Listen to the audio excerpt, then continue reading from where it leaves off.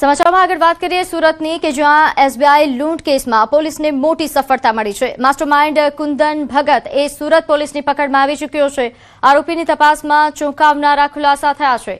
જેલમાં બેઠા બેઠા કુંદને 50 લાખની લૂંટનો પ્લાન ઘડી દીધો હતો। પટના જેલમાંથી સુરત લવાયો છે કુંદન ભગત। સુરતના વરાછામાં એસબીઆઈ બેંકમાં થયેલી 50 લાખની લૂંટ કેસમાં પોલીસને માસ્ટરમાઇન્ડ સુધી પહોંચવામાં સફળતા મળી છે।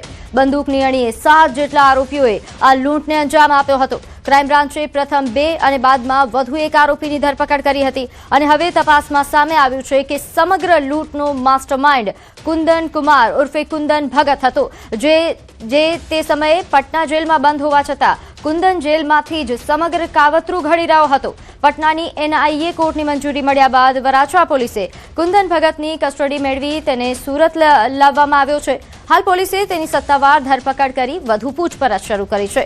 પોલીસને આશા છે કે પૂછપરછ દરમિયાન અન્ય સંડોવાયેલા આરોપીઓ અંગે પણ મહત્વની માહિતી મળી શકે છે।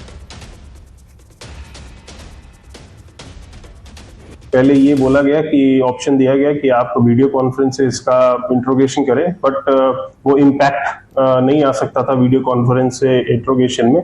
इसीलिए क्रॉस इंट्रोगेशन के लिए हमने इसकी कस्टडी को सिक्योर करने के लिए यहाँ से एक पीआई को भेजा और वहाँ पे जो भी लाइजनिंग करनी थी वो लाइजनिंग करके इसकी कस्टडी को सिक्योर किया है और इस आरोपी को अभी हम सूरत लेके आए हैं। कुंदन कुमार, इसके ऊपर 8 ऑफेंस से ज्यादा रजिस्टर्ड है, जिसमें रंगदारी, आर्म्स एक्ट, एनडीपीएस एक्ट और बाकी ऑफेंसेस, सीरियस ऑफेंसेस रजिस्टर्ड है और ये एक ड्रेडेड क्रिमिनल है। તો આગળ વાત કરીએ જૂનાગઢના માંગરોળમાં એક માછીમાર આધેડ પર બેરહેમીથી હુમલો કરવામાં આવ્યો। નવી ગોદી વિસ્તારમાં ગાળ બોલવાની બાબતે થયેલા ઝઘડામાં આધેડને રૂમમાં પૂરીને માર મારવામાં આવ્યો। સમગ્ર ઘટનાનો વિડીયો પણ આરોપી શખ્સો દ્વારા ઉતારવામાં આવ્યો હતો, जो हाल सोशल मीडिया पर वायरल થઈ રહ્યો છે। સમગ્ર મામલે પીડિતની ફરિયાદના આધારે માંગરોળ મરીન પોલીસ સ્ટેશનમાં 2 શખ્સો સામે ગુનો નોંધવામાં આવ્યો। લુખા તત્વોમાં પોલીસનો કોઈ ડર રહ્યો ન હોય તેવી ચર્ચાઓ ઉઠી છે। હવે પોલીસ આરોપીઓ સામે કડક કાર્યવાહી કરશે કે નહીં તે અંગે પણ લોકોમાં સવાલો ઉઠી રહ્યા છે। તો હાલ જે આ દ્રશ્યો જોઈ રહ્યા છો જેમાં બેરહેમીપૂર્વક અહીં આ જે માછીમાર છે તેને માર મારવામાં આવી રહ્યો છે। આ વિડીયો વાયરલ થઈ રહ્યો છે અને તે બાદ ઘણા સવાલો ઉઠી રહ્યા છે। આ તમામ અસામાજિક તત્વોને પોલીસનો કોઈ જ ડર ન હોય તેવા પ્રકારની ચર્ચાઓ થઈ રહી છે। સાથે ચર્ચા એ પણ છે કે શું આ અસામાજિક તત્વો વિરુદ્ધ કડક કાર્યવાહી થશે કે પછી મામલો થાળે પાડી દેવામાં આવશે। તો ગાળ બોલવા બાબતે રૂમમાં પૂરીને માર મારવાની આ ઘટના છે। ખૂબ જ નજીવી બાબતે આ રીતે બેરહેમીપૂર્વક અહીં માછીમારને માર મારવામાં આવ્યો। આગળ વાત કરીએ વલસાડના કાંજણ રણછોડ ગામની ગ્રામસભા એ રણ મેદાન બની। ગ્રામસભામાં સરપંચ પતિ પર ભ્રષ્ટાચારના ગંભીર આક્ષેપ लाग्યા। ઉગ્ર બોલાચાલી બાદ ગ્રામજનોએ સરપંચ પતિ સુનિલભાઈ પટેલની ધોલાઈ કરી। વિશ્વ પર્યાવરણ દિનના કાર્યક્રમ દરમિયાન આ હોબાળો સર્જાયો હતો। ઘટનાનો વિડીયો હવે સોશિયલ મીડિયા પર વાયરલ થઈ રહ્યો છે અને પંથકમાં ચકચાર મચી છે। ગામના વિકાસ કામો અને વહીવટ મુદ્દે રોષે ભરાયેલા ગ્રામજનોની આ નારાજગી સામે આવી।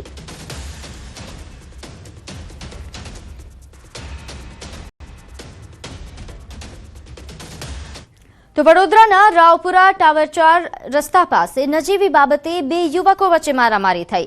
યુવકોએ જાહેર રસ્તા પર પાઇપો વડે એકબીજા પર હુમલો કર્યો।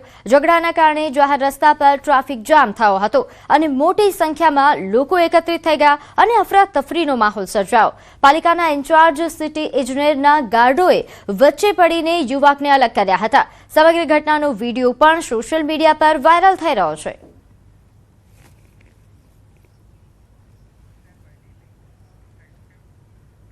આગળ વાત કરીએ સોશિયલ મીડિયા પર રોલા પાડવા ગાંધીનગરમાં યુવકો ભાન ભૂલ્યા।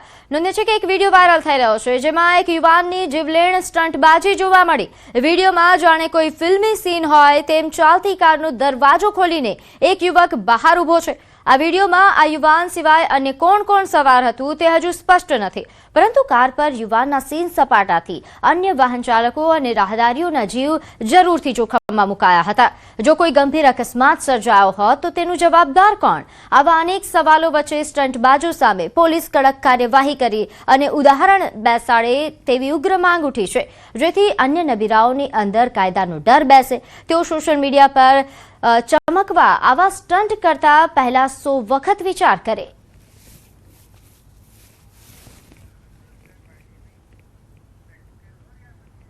આગળ વાત કરીએ ગીર સોમનાથની. અહીં જમજીર ધોધમાં યુવાનોની જોખમી છલાંગ સામે આવી છે. જમજીર ધોધમાં અનેક યુવાનોનો જીવ જઈ ચૂક્યો છે. વિડીયો સોશિયલ મીડિયા પર હાલ જે વાયરલ થઈ રહ્યો છે, જેમાં જાહેરનામાનો ઉલાળ્યો કરતા આ યુવકો જોવા મળી રહ્યા છે. આવા જોખમી સ્ટન્ટ એ જીવ લઈ શકે છે. ધોધમાં ન નહાવવા ગીર સોમનાથ કલેક્ટરનું જાહેરનામું છે, તેમ છતાં આ પ્રકારે આવા સ્ટન્ટ કરવામાં આવે છે. જાહેરનામું હોવા છતાં પણ, પ્રતિબંધ હોવા છતાં પણ આ રીતે નિયમોનો ઉલાળ્યો કરતા આ યુવાનો કેમેરામાં કેદ થયા છે. જમજીર ધોધ પરનો આ વિડીયો જે વાયરલ થઈ રહ્યો છે. આગળ વાત કરીએ રાજકોટની. અહીં મહાનગરપાલિકામાં સત્તા પરિવર્તન બાદ વહીવટી સ્તરે પણ મહત્વનો નિર્ણય લેવામાં આવ્યો. મહાનગરપાલિકાના સેક્રેટરી પદે ફરી એકવાર ડોક્ટર હરીશ રૂપારેલિયાની નિમણૂક કરવામાં આવી. નોંધ્ય છે કે ગત ટર્મ દરમિયાન ડોક્ટર રૂપારેલિયાને સેક્રેટરી પદ પરથી હટાવી તેમની જગ્યાએ ધવલ જેસડિયાની નિમણૂક કરવામાં આવી. જોકે નવા શાસકોના આગમન બાદ ડોક્ટર રૂપારેલિયાએ પોતાની કાયમી નિમણૂકનો મુદ્દો રજૂ કરતી અરજી કરી હતી. ત્યારે મેયર ડોક્ટર નેહલ શુક્લના જણાવ્યા અનુસાર જીપીએમસી એક્ટ અને સર્વિસ રૂલ બુકની જોગવાઈઓને ધ્યાનમાં રાખીને ડોક્ટર રૂપારેલિયાની ફરીથી સેક્રેટરી તરીકે નિમણૂક કરવામાં આવી છે. આપણે એ પણ જણાવી દઈએ કે ધવલ જેસડિયા દ્વારા મેયર નેહલ શુક્લને જનરલ બોર્ડમાં 3 વખત ગેરહાજર રહેવા પર નોટિસ પાઠવવામાં આવી હતી તેવી ચર્ચાઓ થઈ રહી છે, જેના કારણે તેમને દૂર કરાયા હોવાની ચર્ચા છે. જોકે મેયર નેહલ શુક્લએ હવે સ્પષ્ટતા કરી છે કે તેમને ક્યારેય સત્તાવાર રીતે કોઈ નોટિસ પ્રાપ્ત નથી થઈ. તો સાથે જ જે તે પદાધિકારીઓ ઈચ્છતા હોય છે કે તેમનું જેમની સાથે ટ્યુનિંગ હોય તેવા અધિકારીની નિમણૂક થાય, પરંતુ અમારા દ્વારા જે નિર્ણય કરવામાં આવ્યો છે તે સર્વિસ બુકની રૂલ મુજબ કરવામાં આવ્યો.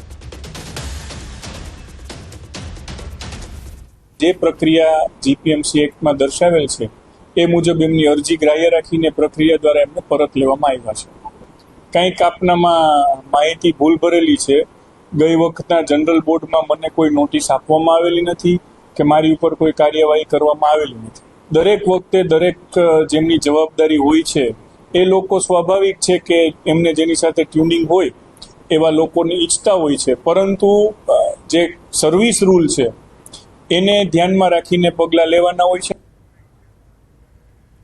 આગળ વાત કરીએ રાજકોટ મનપા દ્વારા પ્રી મોન્સૂન કામગીરીના તૈયારીઓના દાવા વચ્ચે અમીન માર્ગ પર ડ્રેનેજ શાખાની ટ્રક ખાડામાં ફસાઈ. અગાઉ ખોદકામ કરાયેલા અને યોગ્ય રીતે પુરાણ ન કરાયેલા ટ્રકના ટાયર જમીનમાં ધસી જતા તેને બહાર કાઢવા માટે ભારે જહેમત ઉઠાવવી પડી. સ્થાનિકોએ રસ્તાના સમારકામની નબળી ગુણવત્તા અને વારંવાર થતા ખોદકામ અંગે અસંતોષ વ્યક્ત કર્યો હતો. સમગ્ર મામલે મેયર નેહલ શુક્લનું નિવેદન સામે આવ્યું. તેમણે કહ્યું 1.5 દિવસ પહેલા ખાડો પડેલ છે તે જગ્યાએ નળની લાઇન લીકેજ થઈ હતી, જેના કારણે ત્યાં રિપેરિંગની કામગીરી હાથ ધરવામાં આવી હતી, પરંતુ રિપેરિંગની કામગીરી પૂર્ણ થયા બાદ જે પ્રકારે કામગીરી થવી જોઈએ તે મુજબની કામગીરી નથી થઈ તે વાસ્તવિકતા છે. ત્યારે સંબંધિત એજન્સીને નોટિસ પાઠવીને કાર્યવાહી હાથ ધરાશે. આરએમસી ના બનાવેલા રસ્તામાં જો આરએમસી નો ટ્રક ફસાઈ જાય તો બીજું આપણે શું અપેક્ષા રાખી? ચોમાસાના પાણીની નિકાલની કોઈ વ્યવસ્થા જ નથી. બધે ઠેકાણે ગેરકાયદેસર બાંધકામ અને તેને કાયદેસર કરવા માટે ભ્રષ્ટાચાર સિવાય કઈ નહીં. રોડનું કામ કરે તો એમાંય ભ્રષ્ટાચાર, અને ખાડા ખોદે તો એમાંય ભ્રષ્ટાચાર. હજી રોડ બને ત્યાં બીજા આવીને ખાડા ખોદી જાય અને 3 મહિનાથી આ ખાડા પીડા દે. વળી એને રિપેરિંગ કરવા માટે નવા ટેન્ડર બહાર પડે, એમાં ભ્રષ્ટાચાર કરે. પબ્લિકને હેરાન જ થવાનું છે. રાજકોટના અમીન માર્ગ પર પ્રી મોન્સૂન કામગીરી અર્થે રાજકોટ મહાનગરપાલિકાએ ડ્રેનેજ લાઇન છેલ્લા 4 દિવસથી ખોલેલી હતી. અહીંયા રાહદારીઓને કોઈ પણ જાતનું સાઇન બોર્ડ અથવા તો સેફટી માટેના કોઈ બેરિકેટિંગ મારેલા નહોતા. જેને ખાડો ખોદ્યો તે જ ફસાયા છે. રાજકોટ મહાનગરપાલિકાની ડ્રેનેજ લાઇનનું જે ટ્રક છે એ આ મોટા ખાડામાં ફસાયો. જો કોઈ રાહદારી કે અથવા કોઈ વાહન ચાલક આમાં અકસ્માતે કોઈ ગંભીર ઈજા થાય તો તેનો જવાબદાર કોણ? અને ભૂતકાળમાં રાજકોટમાં થયેલું છે. આ માત્ર પ્રશ્ન અમીન માર્ગ પૂરતો નથી. સમગ્ર રાજકોટમાં પ્રી મોન્સૂન કામગીરીના નામે ચારે બાજુ ગટરો ખોલેલી છે. મેં તુરંત જ એમના કન્સર્ન અધિકારીને રૂબરૂ બોલાવ્યા હતા. એમનું કહેવાનું એમ હતું કે 1.5 દિવસ પહેલા ત્યાં નળની લાઈન લીકેજ હતી, એટલે ચરેડો બુયરો તો કાચો છે, એના ઉપર બીજું કાંઈ કર્યું નહોતું, માટે આ ઘટના ઘટી છે. પરંતુ જે કામ જે રીતે થવું જોઈએ એ રીતે નથી થયું એ વાસ્તવિકતા છે. માટે એમને જે કોઈ કન્સર્ન પાર્ટી છે જેમણે આ કામ કર્યું છે એમને નોટિસ આપીને પેનલ્ટી કરવા માટેનું જણાવી દીધું છે.